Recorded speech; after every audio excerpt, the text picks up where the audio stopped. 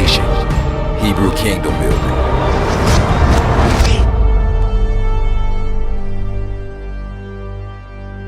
Continue about Abraham's bosom through the story of Abraham. Hallelujah. All right, let's go to Bereshit 23. We're just going to get right into it because we're going to, it was a little while for the marriage portion. We're just going to jump in it. Y'all know the best way to learn how to swim? Jump on in. The best way to learn how to swim is to jump on in.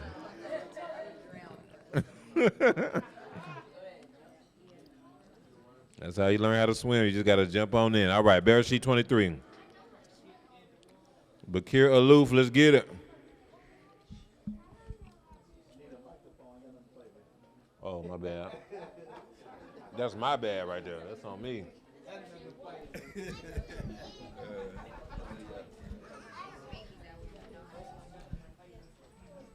All righty, is everybody there? All right. And Sarah was 107 and 20 years old. These were the years. Let's do the New King James. Hey, what I got? Okay. Not bad. All right, sorry about that. Sarah lived 127 years.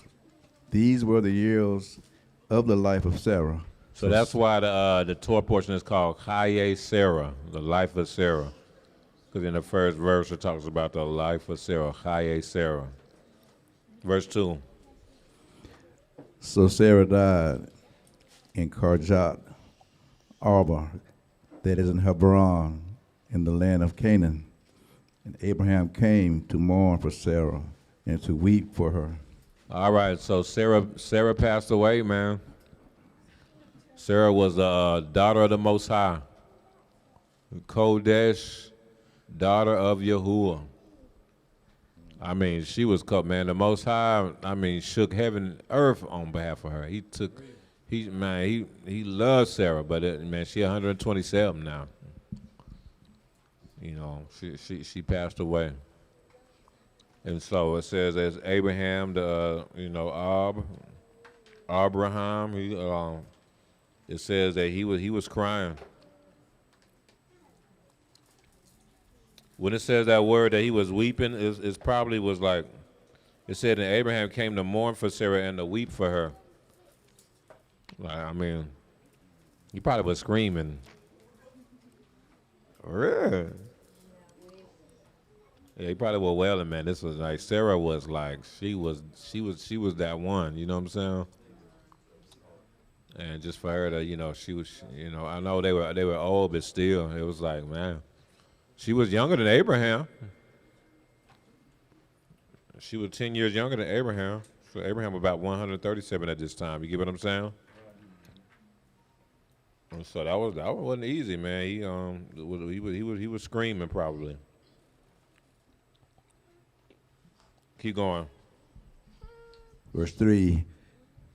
Then Abraham stood up from before his dead and spoke to the sons of Het, saying. So Het means like terror, if I remember right. So the sons of terror. Yep. That's right. Yeah. So these dudes was wild. They were called the sons of terror. And y'all, this is showing y'all how much respect Abraham had in the streets, y'all. These dudes was wild, but when they came to Abraham, they're like, man, look, whatever you need. Oh, yeah, you done. No, I don't have no problem with you. Hey, whatever you need. You got it. Because, man, once Abraham took that 318 and sacked them nations, the nations in that area, they knew not to play with Abraham. Abraham had a rep now. He had respect in the streets, for real. After he did that with the 318 dudes and sacked them nations, look, they was like, yeah, Abraham, he that dude, he that ark. So, we can do what we do with these other folk, but we ain't finna be like that with Abraham. Abraham and Abraham probably used to walk around Canaan and be like, yeah, I ain't these other folks. I ain't these other people. I ain't one of your little friends. What Big Mama them say? Don't talk to me like I'm one of your little friends. Yeah. Keep going. Verse 4, I am a foreigner and a visitor among you. Give me property for a burial place among you, that I may bury my dead out of my sight. So Abraham, that's like, just imagine this. So imagine, these are the sons of Terah. So imagine, like, so a Thube example would be like going up to, like, I don't know, like the mob. Think about somebody who has a lot of dominion over in Babylon, who has a lot of property, a lot of money, they own a lot of things, but they are terroristic. They're wicked, man. People are scared of them. You know what I'm saying? Think of like the mob, something like that. I don't know. You can think of things like that. Cartel, things like that. They was like, yeah, Abraham, now we don't mess with Abraham now. Look, he don't play. His allure was with him. You know what I'm saying? And Abraham wasn't scary. He wasn't scared of none of them people. He's like, oh yeah, okay, I'm gonna go up to the sons of Terah and I want to buy some of their land.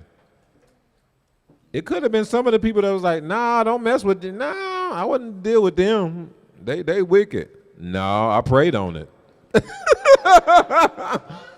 No, because it's some land they own, and that's what I want. It probably Eliezer was like, hey, Abraham, are you sure the sons of Het? They got other people that ain't, you know what I'm saying? They got other people that ain't. The sons of Het, they wild. Nah, I prayed on it. I'm going to do what it do.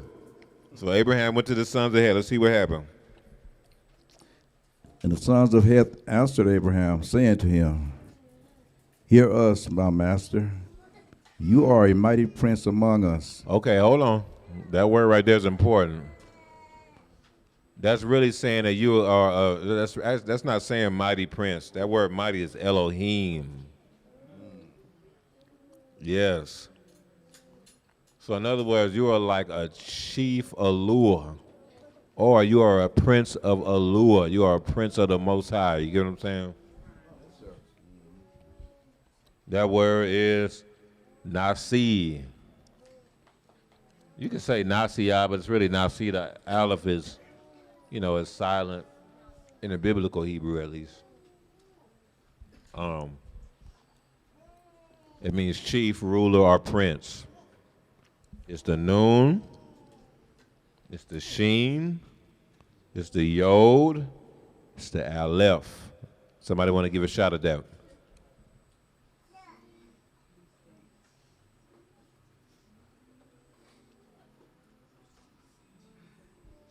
Give about 10 more seconds, not leadership. I'm gonna open up the leadership too, because ain't nobody raising their hand.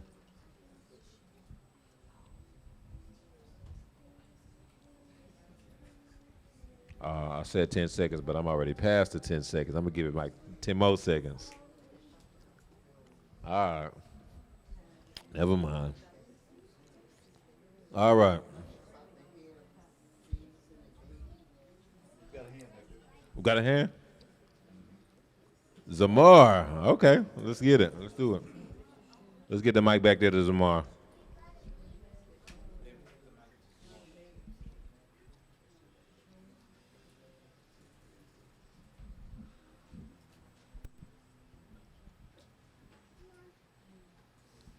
The arm of the strong leader pressing the seed. That's nice. That's through. Anyone else? That's the EB Academy right there. That was a through response right there. Go ahead, Ema. Oh.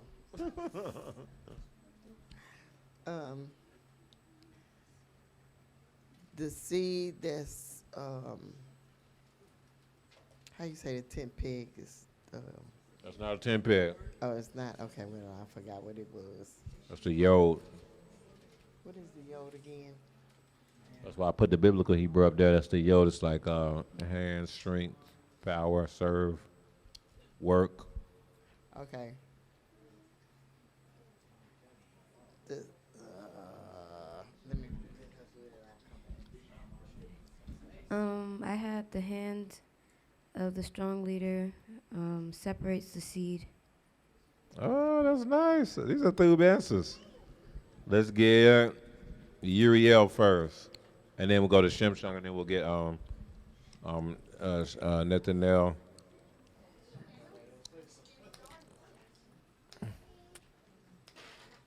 Nathaniel Shannon and Yirmiyahu.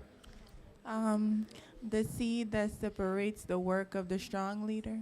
Oh snap, that's real too. I like that. Oh snap, y'all be on this. Man, I love it. You gonna do it, Rylan? Go ahead. Okay, now. Okay, give it to Nathaniel. Oh wait, no, Shimshon's next.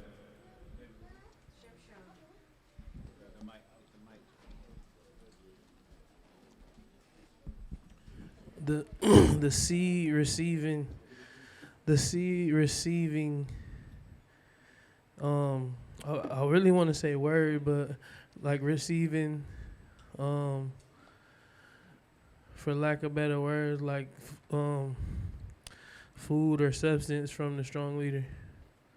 Oh no, okay. All right, yeah. Shannon and Nathaniel. And then Yirmiyahu. David, give it to Shannon first. I had the seed separated by the strength of the strong leader. Oh snap, that's nice. Go ahead, Nathaniel. The seed of the strong leader that has the power to separate or crush or destroy. Oh snap, that's a nice one, man. That's nice. Go ahead, Yirmiyahu. That is through Nathaniel. The seed of the strong leader that's light has power. Say that again. The seed of the strong leader that's light has power. Oh, that's light has power. Okay. Yeah. Oh, go ahead, Adasa, because that's probably, go ahead. I got the seed of light that shows the power of the strong leader. That's almost what I had. Okay. Yeah, so that's very close to what I had. So it's about the sons of light, the seed of light. See what I'm saying? Remember, the sheen also means light, like a lamp. So the seed of light who works for Yahuwah. So it's a son of light. It's like a son of light who works for Yahuwah. See what I'm saying? Because you can be a seed of light, you can be a son of light, but you can decide to work for something else. So another aspect of this, a negative aspect of Nasi, is a seed of light who works for another strong leader. A seed of light who works for another strong leader. You can be a seed of light who works for Yahuwah, or a seed of light who works for another strong leader. You get what I'm saying? So that's why you'll see that same word used for people who are princes, but maybe of other nations. They decided to, but they're sons of light. They're princes. It's like fallen ones. You see what I'm saying? Fallen ones are sons of light too. They just decided to serve another strong leader.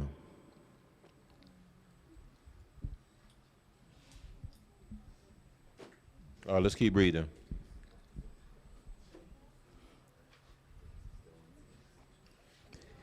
Hear us, my master, my verse 6.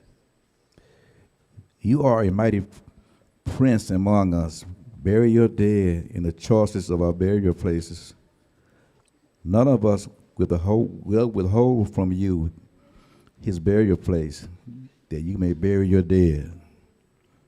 Then Abraham stood up and bowed himself to the people of the land, the sons of Heth.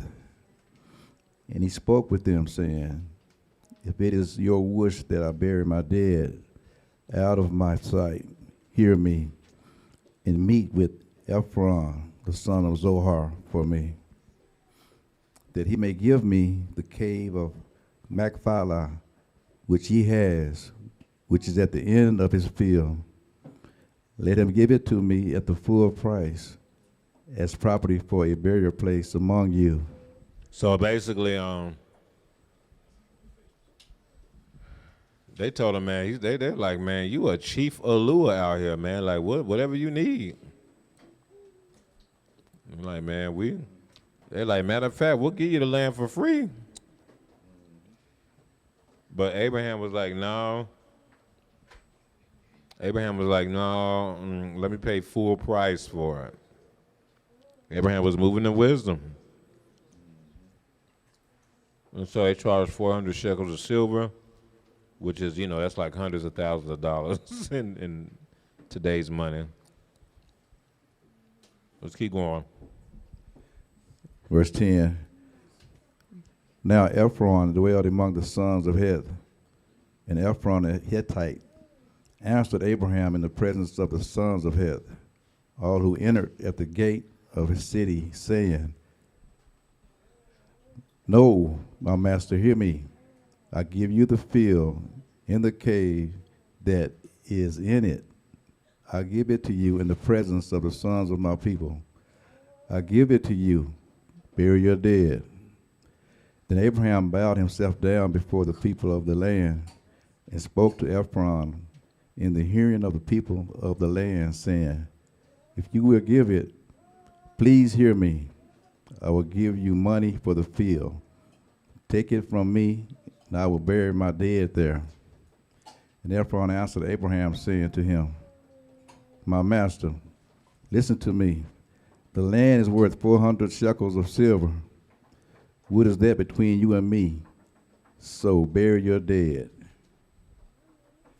And Abraham listened to Ephron. And Abraham weighed out the silver for Ephron, which he had named in the hearing of the sons of Heth, 400 shekels of silver, currency of the merchants.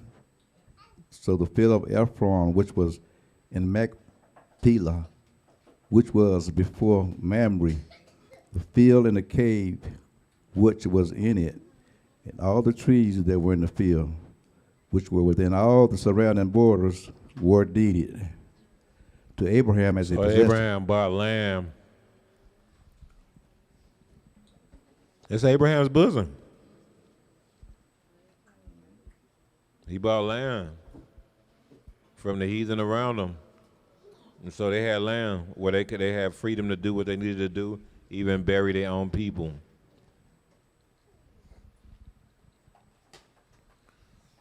This is the concept of Abraham's bosom. They have dominion to where even their enemies will be at peace with them. These are the sons of Terah. They submitted. They like, man, look, whatever you, hey, man, it's cool. It's cool, man, whatever you need. We'll give it to you for free. Abraham like, nah, I'll pay full price for it. Okay, that'll be 400 shekels. Okay, here you go. They gave it to him. It said they confirmed it in front of all. Abraham was like, yeah, I want that land from old dude over there, Ephron and them. I want that for me. They like, bet, it's yours. Y'all, this is, man, look. It's yours. 400 shekels is yours. I wonder if Ephraim had too much of a choice on that. The sons of Terah were like, look, look, Abraham wants your land, man. Look, it's his. You know what I'm saying? Look, man, just sell it to him. Hey, but I was planning on. No, listen. No, just, hey, he wants it. It's a done deal. All right. Nah, he a lure out here, man. Do you see what he did to them nations, man? You see what he did? To them nations that had came against us, I was out here. Man, just give him what he want, man. All right, for sure. 400 shekels. Because, see, the Hittites, look, Abraham was smart. They was going to give him the land for free. But ain't nothing for free. Y'all can learn from Abraham's wisdom.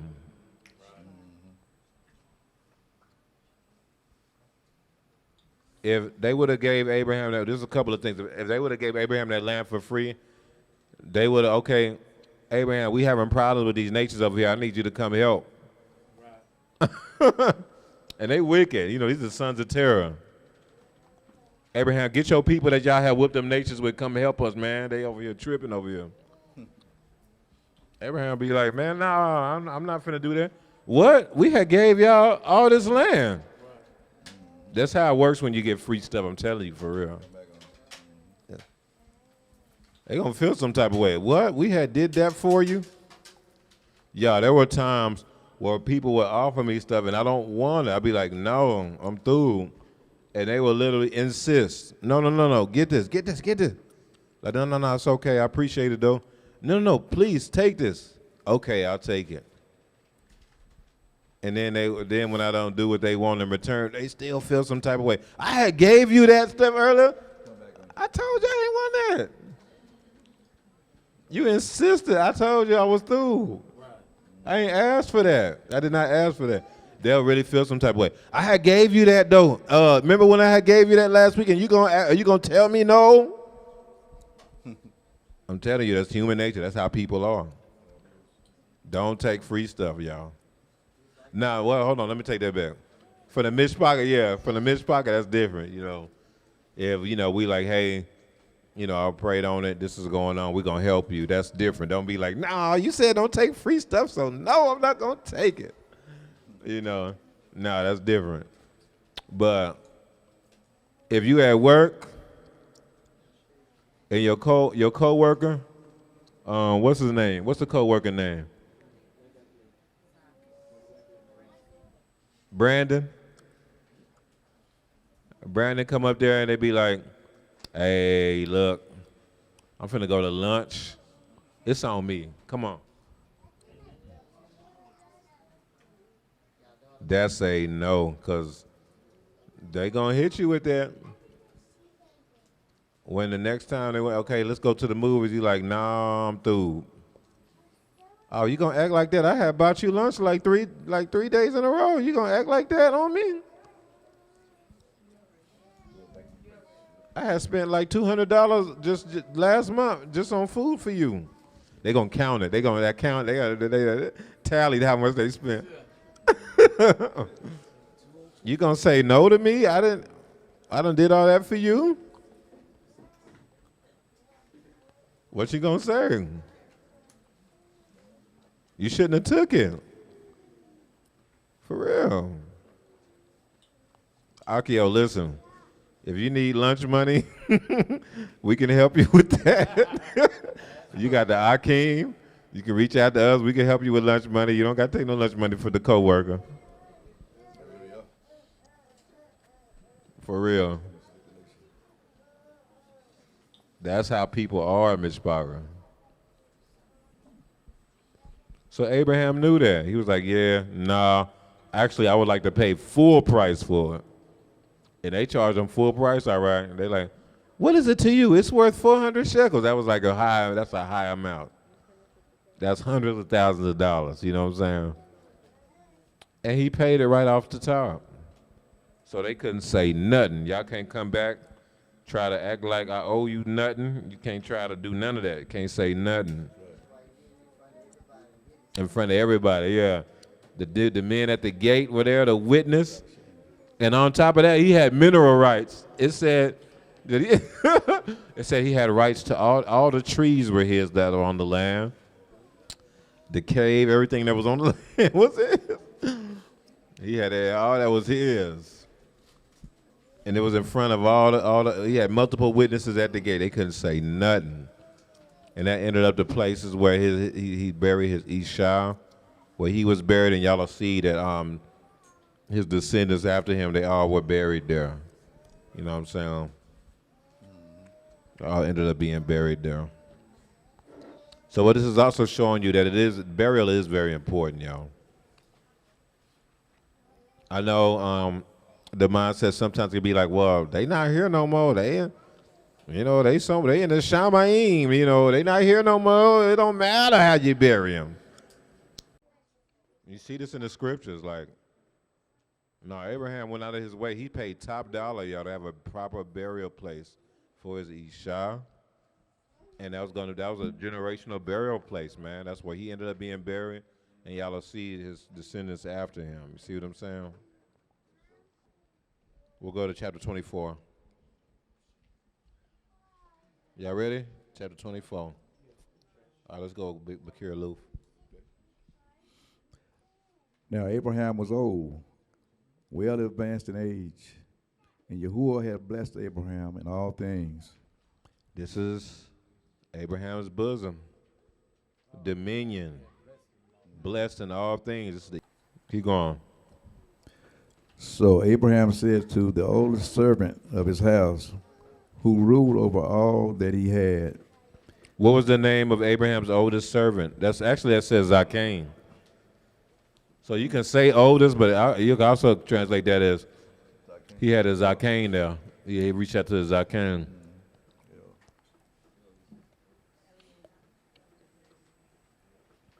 What was his eldest servant's name? What was his servant's name? Eleazar. What does Eleazar mean in English? Translation, not the Hebrew breakdown, but just a translation. Ooh, well, I just heard. What does Eleazar mean in English? Yeah, say it again, Uriel. Say it again. Helper what? What? That's close. Alua, helper, I guess. Ma'alua's helper. Eli, Ma'alua. Ezer, helper. Y'all get it?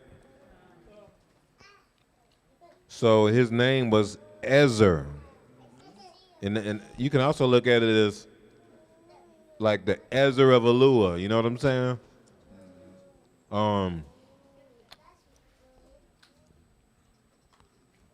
Ain't the Isha called the Ezer?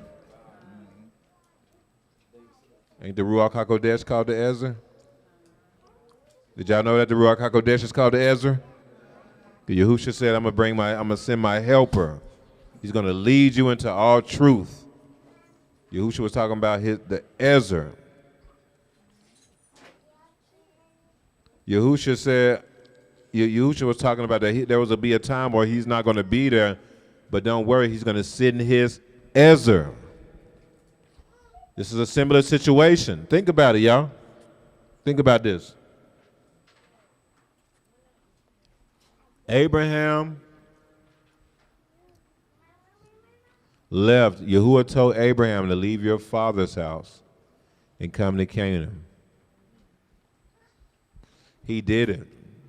He left there, that area. He came to Canaan. Now he's there for a long time. Probably about 40 years by now, by this time, when Yahuwah's like, now it's time to go back there. There's still some people there who need to be a part of Abraham's bosom. Y'all following what I'm saying? You need to go back there somehow to get a bride for my son. A matter of fact, the father sent the Ezer, the Ruach HaKodesh, to get a bride for the son.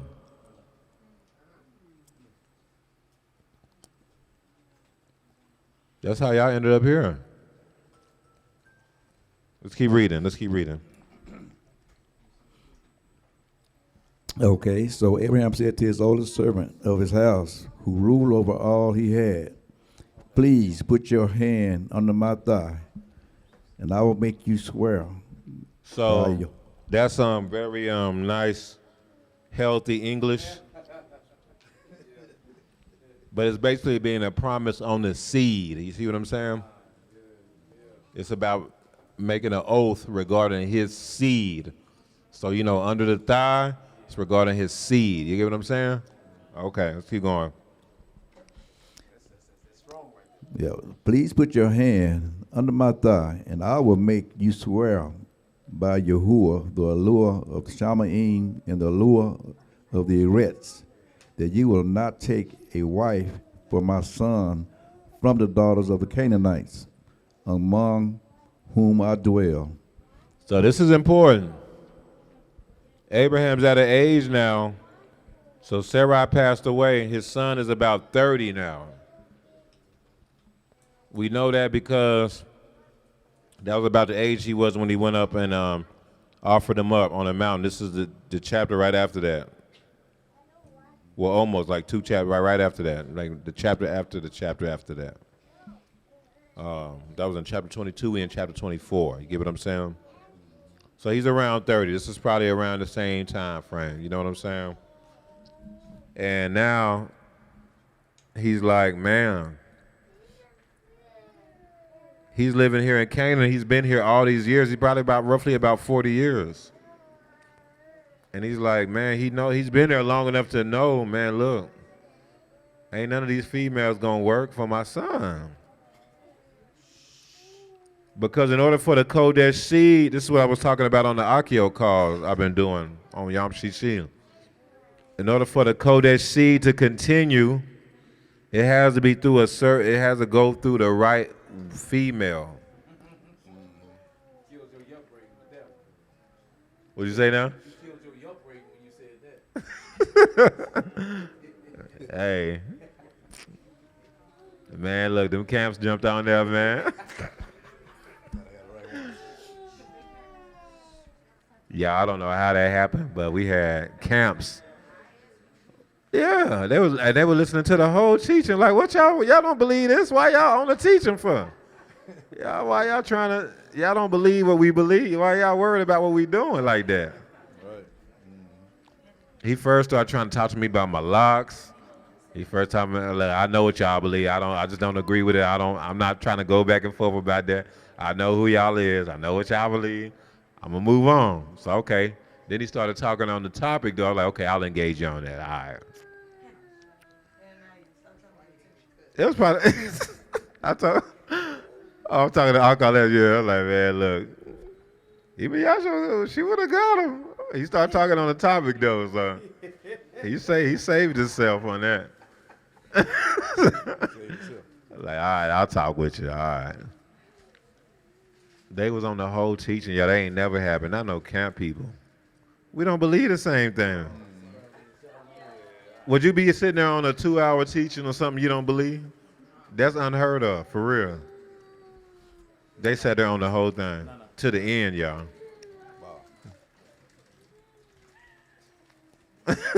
I was like, praise the Most High, because then at least so what happens is sometimes, so the Most High will have me teach on the thing, it'll stir up ruachs. It'll stir up people. So I'm pretty sure that's what it was. Because the teaching about the importance of the Akiyot in the scriptures was really going against certain schools, and they were like one of the main ones. Yeah, ain't that crazy?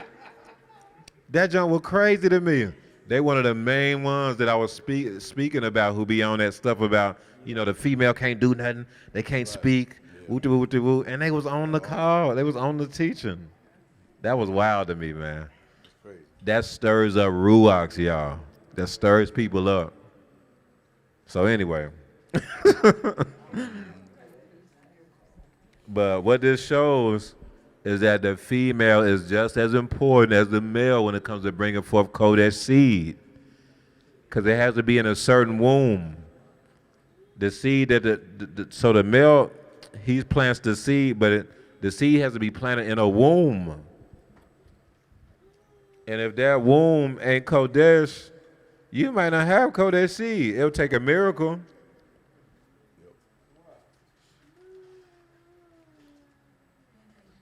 Abraham understood this.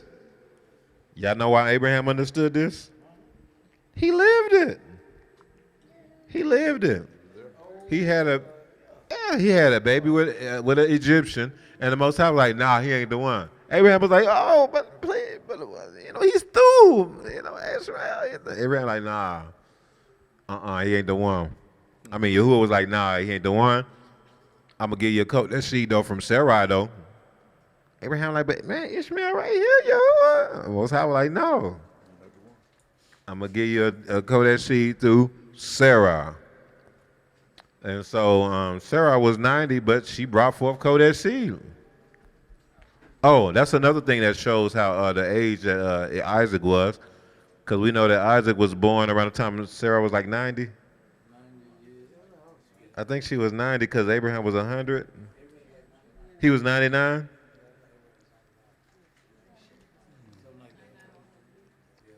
And so she died when she was 127. Y'all get what I'm saying? Y'all see how you can do the math? So anyway. So what is that? 127 plus 90? So he was 37, roughly. So he was almost 40. You see what I'm saying? Abraham understood this. And it wasn't until Abraham birthed the seed through Sarah that he was like, okay, that's the one. That's Kodesh seed. That's the one. I'm going to bless him. I'm going to cause him, through him, I'm going to cause all kind of nations to come through your seed, et cetera, et cetera. These are the blessings that will come through you. It's through Isaac. He's the promised seed. And he's like, Ishmael is through too. You were like, man, Ishmael, he through too. I'm going to bless him too. But it's Isaac is the one. You know what I'm saying? So Most High, Abraham understood this. So Abraham was like, well, my son Isaac, you got to make an oath. As a matter of fact, that's a serious oath. You got to put your hand right there. That's how important it is. It's like, look here, man, you can't play with me, man. Look, Eleazar, you can't even, look, this is so serious, you're going to have to put your hand right there. Boom. You're going to have to promise me that you is not going to get none of these females from around here for my son. Because he didn't know. He was old. He didn't know. Did Sarah already gone? So he didn't know. All he know, man, he going to die soon. He don't know. Sarah already gone. He probably didn't care. He's like, man, Most High, whenever it's my time, I'm through. Sarah gone. Sarah was his everything. So he's just like, whatever. Just, hey, look, but my son, make sure he through, though. You're going to have to promise me. You got to make an oath that, man, that you find when you get an Isha for him, because I don't know if I'm going to be around to make sure that he gets Kodesh Isha. So I'm putting this, I'm going to make you swear an oath to the Most High that you is going to get an Isha from my house. Okay? This is important because that's who y'all are. Y'all are the bride that was chosen by the Ruach, by the Ezer, who are from the house of Yahusha. Y'all from the same family of Yahusha. Y'all from the Yahudim. Y'all from Yasharel. A lot of y'all from the exact household of him in the tribe of Yehuda. You see what I'm saying? Yahuwah, he went by the Ruach HaKodesh and picked a bride for his son, who is Yahusha. He chose y'all to be a bride for his son, who's Yahusha. Y'all get what I'm saying?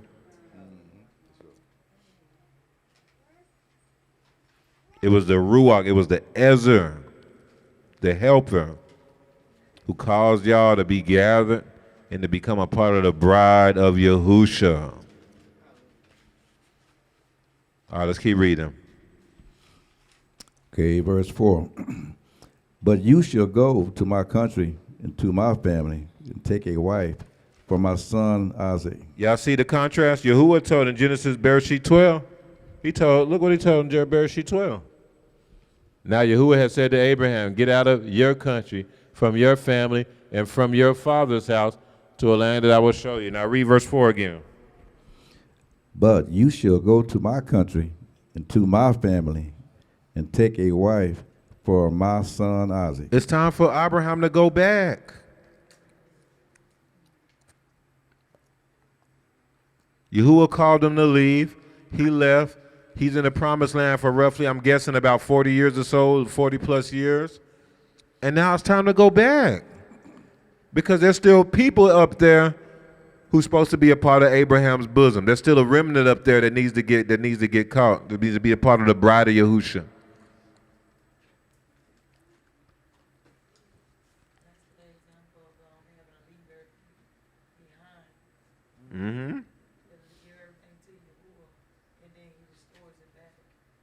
Yeah. Yeah, and you've seen this with other people in the scriptures. This happened to Moshe too. Moshe was in Mitzrayim, and when he was 40, he left Mitzrayim. Remember the story in Exodus? He had whooped the dude. He went pop, pop, pop, pop, pop, pop. He whooped the dude, and then he killed him and hit him in the sand. And so he had to flee Egypt into where? Midian, which was the son of Abraham. He dealt with him, and then he hanged out with Jethro, which were descendants of Abraham, for 40 years. But then after the 40 years, what happened? Yahuwah visited him and said, it's time for you to go back and do what? There's people there I need you to get for me. Y'all see this? Y'all following this? This is the pattern. He'll call you out. He'll make sure you through, you kodesh, you sanctified, you through, you squared away, you washed, you cleansed, you renewed, you refreshed, you go through deliverance, the cleansing of the bloodline, you restored. And then he might say, okay, I need you to go back.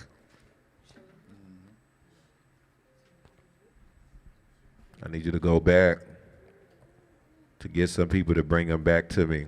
There's still some people out there that I need you to get to bring back to me.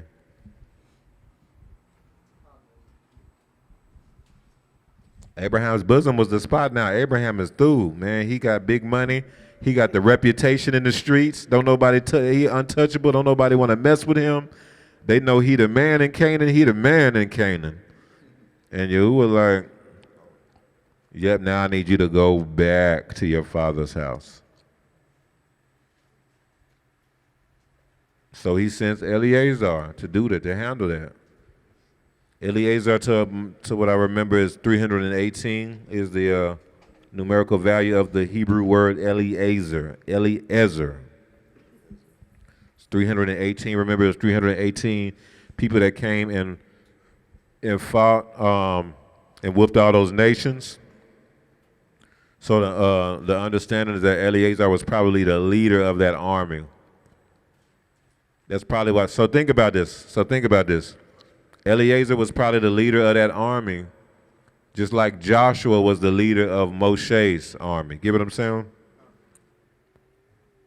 Joshua was like this. He was so Abraham, his heir was going to be Eleazar, just like Moshe, his heir was Joshua. Joshua was not Moshe's biological son. Just like Eleazar was not Abraham's biological son, but was going to be his heir because of how faithful he was. You get what I'm saying? Eleazar was probably a mighty soldier. That's why his number was the same. The numerical value of his name was the same as the amount of people that went out and fought and whooped all those nations. He probably was the one that was like, man, Abraham, word on the street, this is going on with Lot. We can go take him. Abraham was like, let's go. Look, this is the plan. We can go. We can ambush them. We can be in the bushes. We can come. And then when they walk up, we can pop out on them with them arrows. You see what I'm saying? We can do this, and then we can push them all the way up north. And they'll think it's more people, and we can whoop them.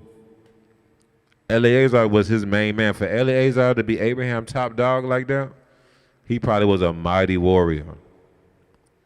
And so, just like Joshua, he was like the Joshua for Abraham. See what I'm saying? And so, this is why I really, really believe this, because Abraham trusted Eleazar to be the one to go way back to the city of Nahor. That was dangerous.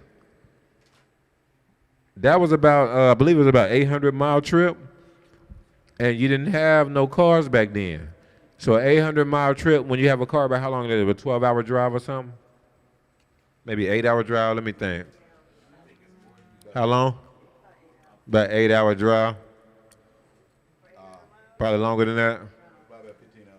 About 15 hours? 800 miles?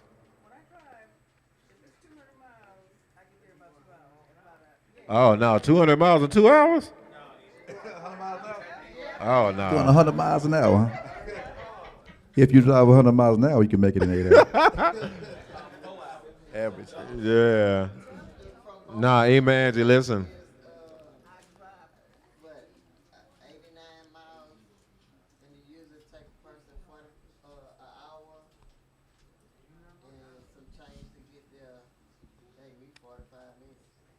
No, listen, hold on. Y'all got a heavy foot. No. We just took a trip today, so we're going to use that.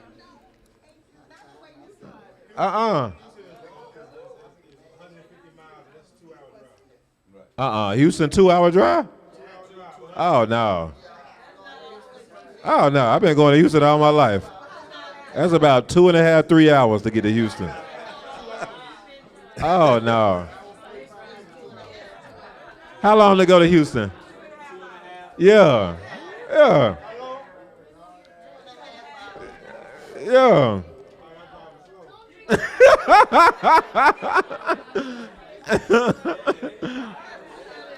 Man, Houston 2.5.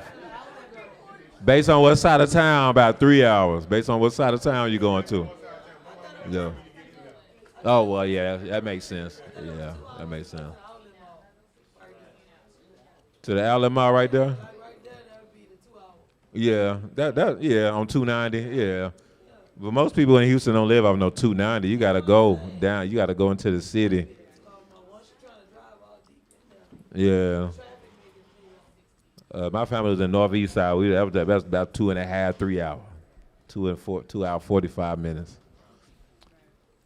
But they didn't have cars.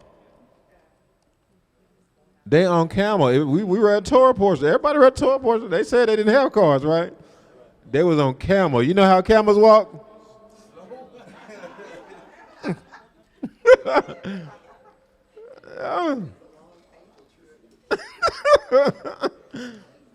Ain't nobody going no. Y'all talking about? Oh well, you drive slow. Man, ain't no camel going fast. Man, that camel walking. Camels don't even, man, do camels run? That ain't no horse. They probably can run, but when people riding camels, they were walking. They go up to 40. But listen. Y'all said I drive slow. I don't go no 40.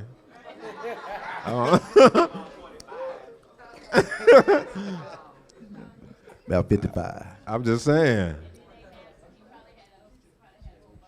They not doing no bursts because they got a whole caravan of items and gold and things like that. They're walking. They're not running. So it's probably several weeks to get there. A couple of weeks maybe. They taking their time. It's a long. The man, Abraham knew the man for the job, Eliezer. Oh yeah, Eliezer about that life. He gonna be all right. Eliezer, I need you to go and do this for me, man. Look, I need you to make an oath. Eliezer like, bet.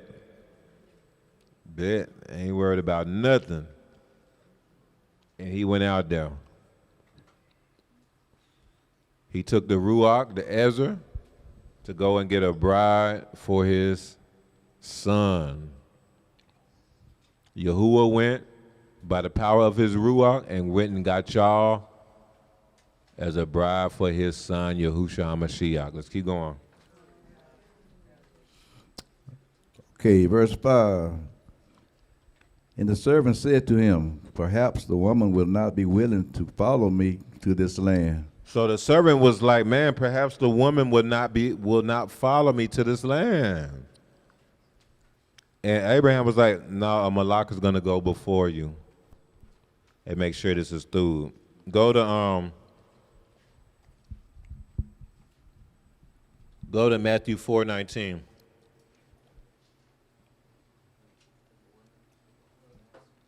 Yahoo chapter 4, verse 19.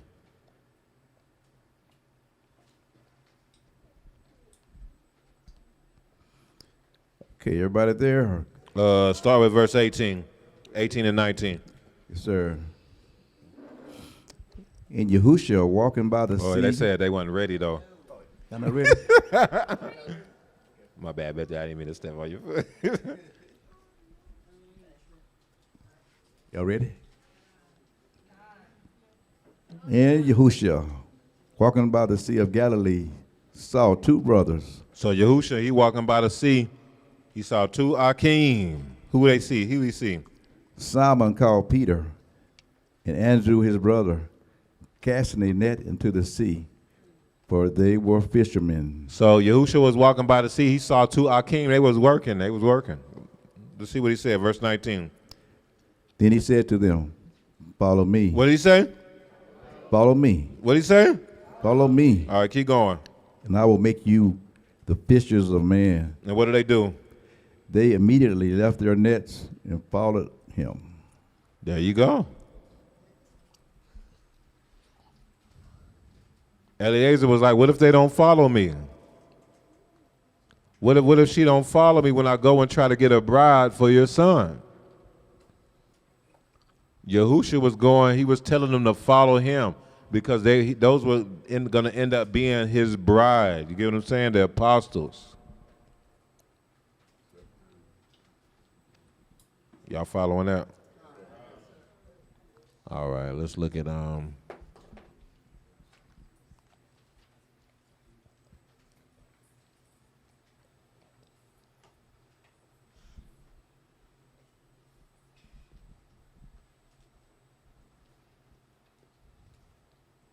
let's go back to Bereshit 24.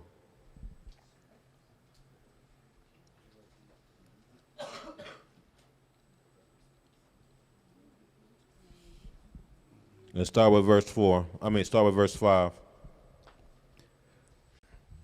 And the servant said to him, perhaps the woman would not be willing to follow me to this land. Must I take your son back to the land from which you came? If you want to be the bride of Yahushua, you got to be ready to follow him wherever he goes. You got to be willing to follow Yahushua and leave Babylon. You got to be willing to leave Babylon and follow Yahushua. Keep going. But Abraham said to him, beware that you do not take my son back there. Yahuwah of the Shamayim, who took me from my father's house and from the land of my family, and who spoke to me and swore to me, saying, to your descendants I give this land. He will send his Malaks before you, and you shall take a wife for my son from there. And if the woman is not willing to follow you, then you will be released from this oath. Only do not take my son back there. So the servant put his hand under the thigh of Abraham, his master, and swore to him concerning this matter. Then the servant took 10 of his master's camels and departed. For all his master's goods were in his hand. And he arose and went to Mesopotamia, to the city of Nahor. And he made his camels kneel down outside the city by a well of water at the evening time, the time when women go out to draw water. Then he said, O Yahuwah of my master Abraham, please give me success this day and show kindness to my master Abraham. Behold, here I stand by the well of water, and the daughters of the men of the city are coming out to draw water. Now let it be the young woman to whom I say, please let down your pitcher that I may drink. And she says, drink, and I will also give your camels a drink. Let her be the one you have appointed for your servant Isaac. And by this I will know that you have sworn kindness to my master. So Eliezer was looking for someone who was not narcissistic or selfish. If someone does this selfless act, let this be the one.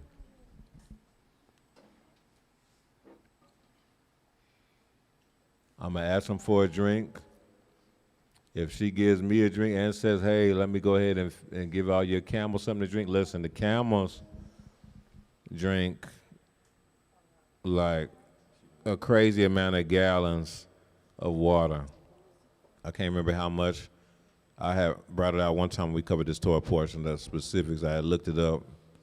But it's like some crazy amount of like hundreds of gallons or something in one sitting a camel can drink. These camels just came from probably a 2-week journey roughly, something along those lines. And she was like, yeah, I'm gonna hook you up, but I'm also give all, he had 10 camels. So this is showing you that this is a daughter who is servant-minded. But not only that, she's not narcissistic. She actually cares about other people's needs other than her own. She passed the test. A lot of y'all made it here because y'all passed the test. Y'all passed some sort of test. Well, the Most High like, yep, you're fit to be a part of my bride. Or you're fit to be a part of the bride of my son. Y'all did something. Y'all passed the test. It was something where that came up, because it was a test for her. Eleazar was, if I ask this, if she does this, let her be the one. She could have been like, I ain't really trying to do that. I ain't got time for that. I got all my brothers up back at the house. I got things to do. She could have been like that. But no, she was like, no, okay, I'll give you something to drink. And I'll give all your camels, 10 camels, something to drink as well. He's like, oh, snap, she's the one.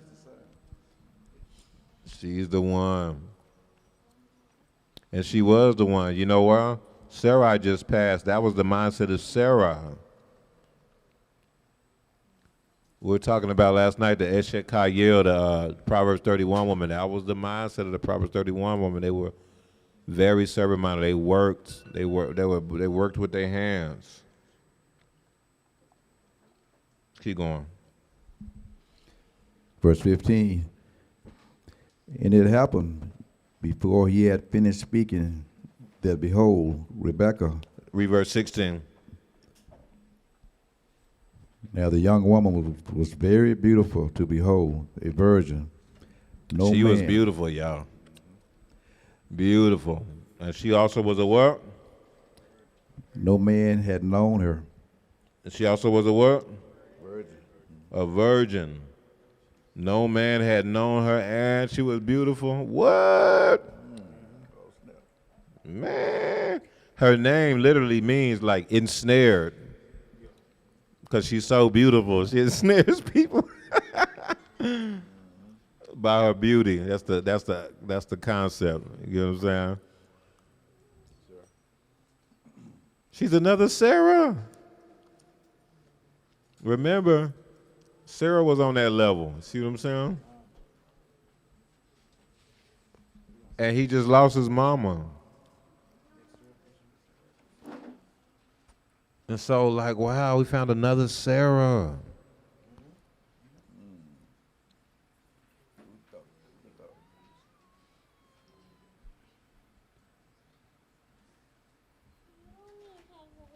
All right, let's wrap it up, though.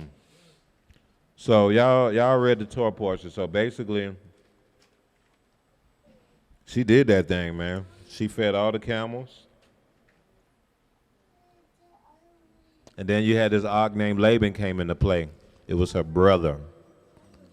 So what this is showing is that she was kind of like in a captivity in a sense.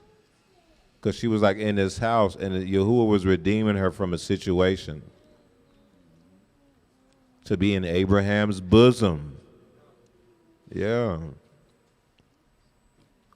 She was in a situation where she was in his family. They wasn't really serving the Most High like that. They were from the bloodline of Abraham, though, but they wasn't like fully serving the Most High. Laban was all about that bread. The scriptures say when Laban saw all them, because Man, look, they was of nobility. Eliezer came through there. It was like, man, listen. When Eliezer came through there, it probably was like coming to America off in there. They came in there with them 10 camels, full of load on every camel. And they came in there like this, nobility. Yeah, can somebody, there's water somewhere? You see what I'm saying? Like, they was nobility. And so when, listen, Rivka passed the test. What happened when she passed the test? All these blessings came right. He immediately, it says, he put a solid gold ring on her nose and solid gold bracelets around her wrists. She passed the test. She did it. There's blessings that come with passing these tests, y'all. For real. She went back and she told Laban, the scriptures say when Laban saw the gold nose ring and the gold around, he was like, oh, blessed of the Most High. Come on in. Yeah. Y'all don't remember I'm Coming to America when, when the dude came over? Hakeem, I can't remember his name. The kid, Hakeem. And the dad was like, when he found out he was rich, he's like, oh yeah, come on in. Come on in. Man, McDowell's, you know I have this. Look at my house. Come, yeah, you can come in. No, sit down, stay here. Son. That's how Laban was. He was like, man, Laban was like that. Like, man, come on in, man. He was like, man, y'all stay here for a little bit. Man, come on, man, whatever y'all need. What y'all want, some food or something? But listen, Eliezer ain't come for all that, did he? He came to get the Kodesh, the Kodesh bride for Abraham's son, and to bring him back. Y'all stay here. He was like, no, man, let me go, please. I'm not trying to stay here like that. You know, I'm just trying to get them, and I'm trying to go. You know what I'm saying? Then they was like, well, I mean, we need to see if she really gonna go. They was like, well, Rebekah, you trying to go with them? And what did she say? Yes. She said, yeah, I'm gonna go. That's powerful, y'all. This is what y'all chose. This is what y'all did. This is what y'all said. It's the same thing in the scripture I mentioned when Yahusha came to Kepha and Andrew, I think. Kepha and the other person. He said, hey, follow me. They said, I'll go. Everybody didn't say that. Remember the rich young ruler didn't do it. The rich young ruler was like, no, I can't do that. Everybody didn't follow Yahusha when he said, follow me. Y'all decided to do that. That's why y'all here. I know y'all decided to do that because if y'all didn't, y'all wouldn't be this far. Man, this is, I don't know why I keep, y'all see what I'm saying? That's the concept of Abraham's bosom. It's the concept. It's the idea of it.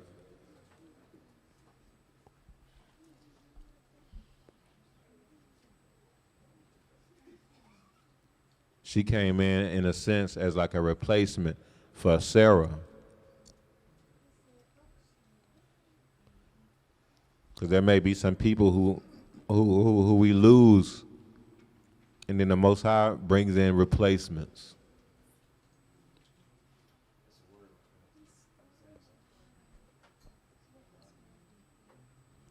And they come in moving and functioning just like that person, but maybe even on another level.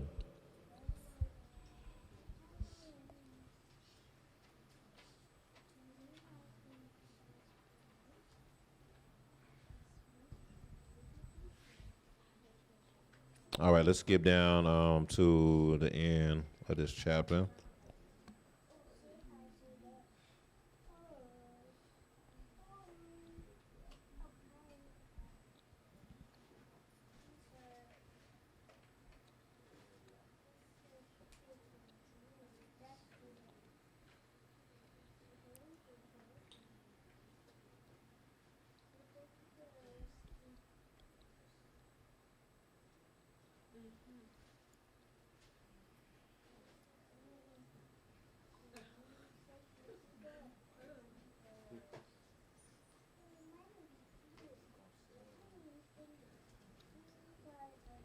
Look at this blessing of Rebekah. Read verse 60.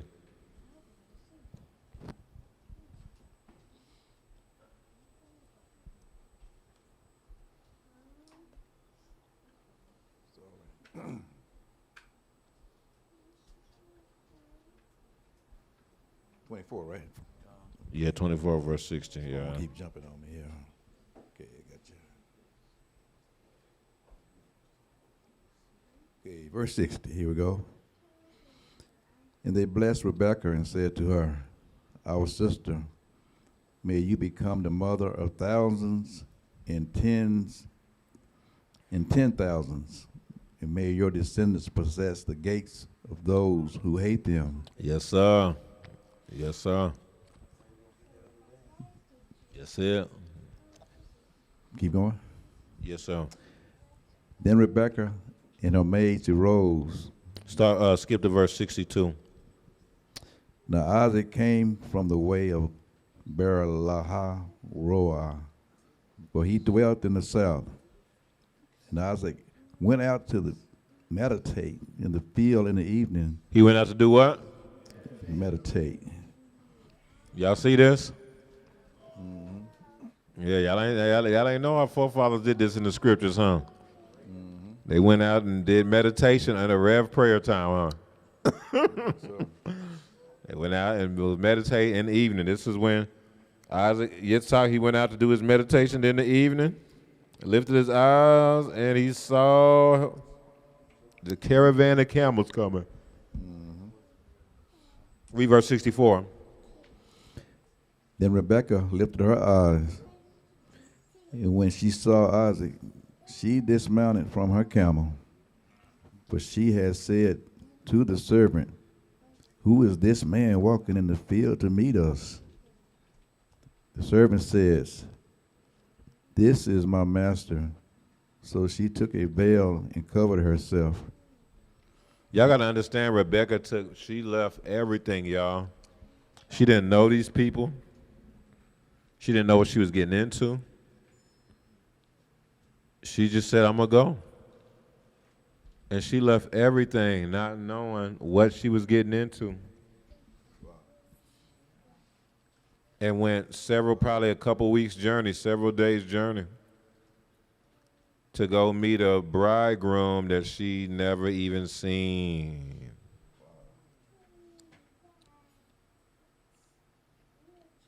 That's some immunity right there, ain't it?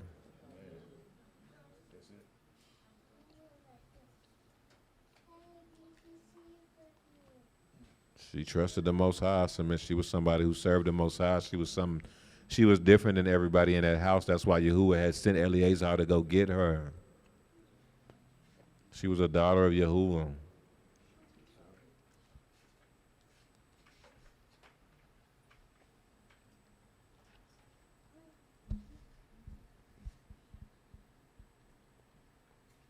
Then you go into chapter 25, and it goes into different genealogies. When Abraham he remarried. He married Keturah. That's where the Midianites came from, and several other nations. And then he had other wives. It says concubines. That just means other wives, y'all. A concubine is just a servant wife. You know, he just probably had some maid servants. He ended up marrying, having children with them, just like Hagar.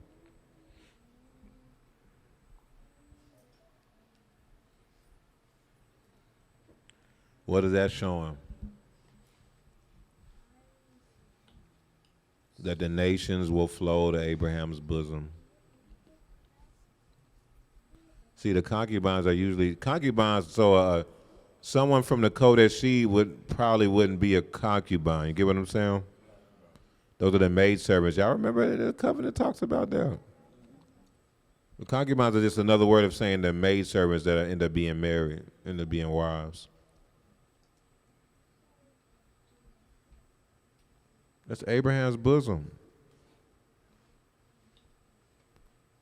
In Abraham's bosom, you had the Kodesh seed. So remember, the bride had to come straight from his house, from his family. That's why I submit the bride of Yahusha is really the tribe of Judah. I talked about this like a year ago. Like the bride of Yahusha is King David, and then the tabernacle of David. Because the scriptures talk about how David was a man after his own heart. We don't really understand what that means. I submit what it means is that David was like his rib. That's what the rib does. So remember, Eve was Adam's rib. The rib is what protects the heart. It's the closest thing to the heart. It protects the heart. That's why you can punch somebody in the chest and it won't hit their heart, unless if you punch them real hard or something. I don't know, but with a bat or something, maybe that might do something. But you punch them with your fist, it probably ain't gonna be able to do nothing because of your rib cage is what protects your vital organs. You can get hit and you still through. Punched, kicked, and everything, you still through. That's the concept of the bride. Is a man is someone who's after the own heart of the bridegroom. It guards the heart. So that title was only given to King David. He was a man after Yahuwah's own heart. So he was a bride to Yahuwah. And so why does that make sense? Because Yahusha's from the tribe of Judah. Yahusha is a son of David. See what I'm saying? And so to get a bride from Yahusha, it had to come from his own house. Just like the bride for Yitzhak, Abraham said it had to come from his own family. It couldn't be from anywhere and anybody. Now later on, he dealt with concubines and handmaidens and things like that. But as far as the bride, it had to come from his specific bloodline. You get what I'm saying? That's the concept of Abraham's bosom. All praise to the Most High.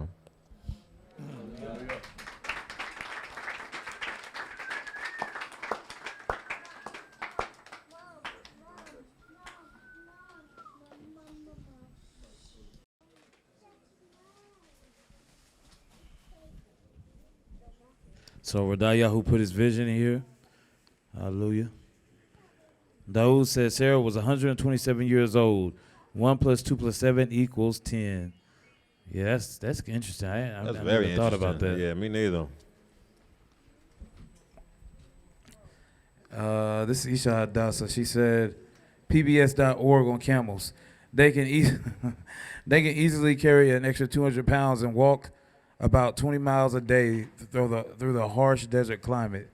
So an 800-mile trip would take about 40 days walking. That makes sense. That's that 40, yeah. That makes a whole lot of sense right there. That's wild. A testing. Hezekiah said, them boys be thirsty. They can drink 32 gallons in water in one sitting. Ima Oria, they can drink 32 gallons of water at a time, but they don't store it in their humps. While camels can drink as much as 32 gallons of water in less than 15 minutes, the humps on their back do not hold H2O. I did not know that. That was just a whole myth, huh? We thought that water be in their humps. That's why I was like, man, they got like 2 water packs. Yeah. It just hold fat in there. That's hilarious. And then Ima Yasha put some AI in here, man. I feel like some of y'all deleted y'all stuff. Okay. Yeah, there was some other stuff, but yeah, that's Stu right there. I like that picture. And then that'll do it.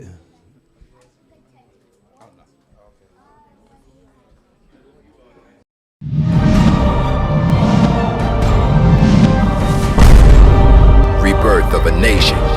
Hebrew kingdom building.